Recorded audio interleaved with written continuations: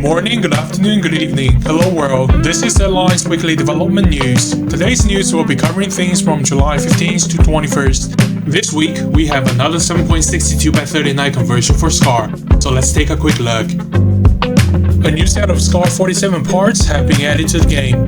They are a lower receiver that converts the NATO to Soviet caliber, a compatible barrel, a new muzzle device, a handguard extension, and a pistol grip. The SCAR 47 is arguably a forgotten weapon because of the discontinuation of production as well as the problem of reputation. Very few games have taken notice of this gun, but it still has some uniqueness. However, due to the discontinuation of the manufacturer, very little information is available at the moment. It is worth noting that this gun is fully sponsored by a crowdfunding community.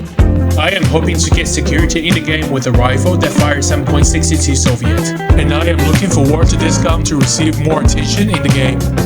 If there is a desired attachment that you wish to have in the game but it hasn't been added to the game yet, you can take part in the crowdfunding community by visiting the crowdfunding channel in Deadline Discord.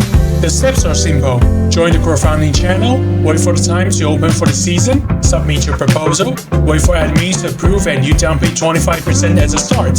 When the funding is complete, then your favorite attachments will appear in the target channel. Of course, if you are so desired to have something into the game, you can pay fully instead of just 25%. Leaving the crowdfunding community, your dream will come true. For 7.62 ammunition, the SCAR H has a new drum called the PMAG D50, which has a 50 round capacity and looks a lot like the current AR-60 round drum. Personally, I think this drum improves the SCAR's capability, but it will also increases the mass and reduces the ergonomics. However, in terms of regular capacity, this extremely popular L7 AWM magazine from Lancer is a good choice at the moment with its 20 and 25 round capacity. It is famous because of the 6-spear, which is the gun's original magazine. If the game gets more 7.62 battle rifles, marksman rifles in the future, this magazine will be a strong competitor to the factory magazines. Looks really cool, doesn't it?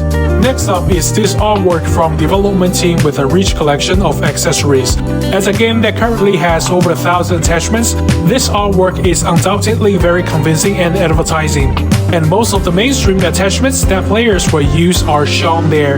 In my opinion, this image will most likely be in the game in the future. I am guessing it will be on the loading screen or some transition page. What do you guys think?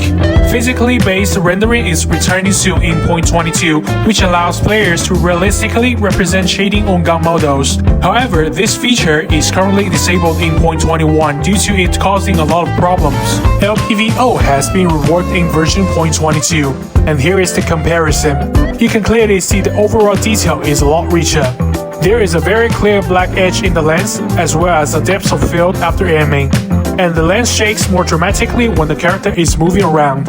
In addition, 0.22 optimizes the animation aim curve, which is much smoother overall.